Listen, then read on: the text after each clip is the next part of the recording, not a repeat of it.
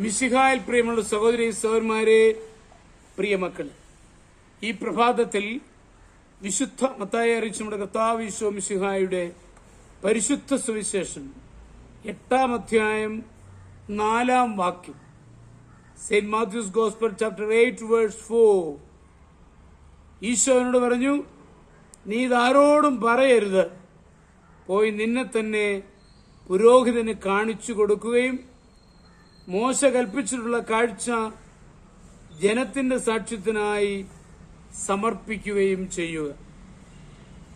നമ്മുടെ ജീവിത രഹസ്യങ്ങളാണ് ജീവിതത്തിന്റെ മാർത്തു വർദ്ധിപ്പിക്കുകയോ ഇല്ലാതാക്കുകയോ ചെയ്യുന്നത്. നന്മയുടെ രഹസ്യങ്ങൾ അധികമുള്ള ജീവിതം ശക്തിയേറിയതായിരിക്കും.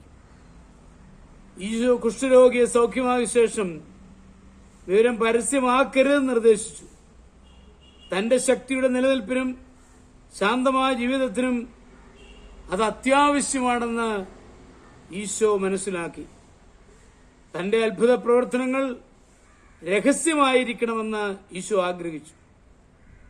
ദൈവിക ശക്തി ഉപയോഗിച്ച് പ്രസിദ്ധിയോ പുകഴ്ചയോ നേടുവാൻ ആഗ്രഹിക്കുന്നത് തെറ്റാണെന്ന് ഈശോ വിശ്വസിച്ചു. നന്മയുടെ വലിയൊരു രഹസ്യ സമ്പാദ്യം ഈശോയ്ക്കുണ്ടായിരുന്നു. തിന്മകൾ എത്ര തന്നെ രഹസ്യമായി വെച്ചാലും അവ നമ്മെ നശിപ്പിക്കുമെന്നതിൽ സംശയമില്ല. മറിച്ച് നന്മകൾ നിറഞ്ഞ കാര്യങ്ങൾ രഹസ്യമായി സൂക്ഷിച്ചാൽ അത് ജീവിതത്തിന്റെ മാറ്റു വർദ്ധിപ്പിക്കുകയേ ഉള്ളൂ. സ്വന്തം നന്മകൾ രഹസ്യമായി സൂക്ഷിക്കുന്നത് ജീവിതം ശക്തിപ്പെടാൻ ആവശ്യമാണ്. എത്രയധികം നന്മകൾ രഹസ്യമായി സൂക്ഷിക്കുന്നുവോ അത്രത്തോളം നമ്മുടെ ജീവിതം ധന്യമായി. പരസ്യമാക്കാതെ സൂക്ഷിക്കുന്ന നന്മകൾ നമുക്കുണ്ടോ എന്ന് ഒരാത്മപരിശോധന നടത്തേണ്ടതാണ്. നന്മയുടെ രഹസ്യങ്ങൾ വർദ്ധിക്കുകയും തിന്മയുടെ രഹസ്യങ്ങൾ കുറയുകയും ചെയ്താൽ നമ്മുടെ ജീവിതം ധന്യമാകും. രഹസ്യമായി സൂക്ഷിക്കുന്ന നന്മകൾ ജീവിതത്തിന്റെ മാറ്റു വർദ്ധിപ്പിക്കും. നമ്മൾ ചെയ്യുന്ന നല്ല കാര്യങ്ങൾ നമ്മൾ വിളിച്ചു പ്രഘോഷിച്ചുകൊണ്ട് പരസ്യമാക്കേണ്ടതില്ല.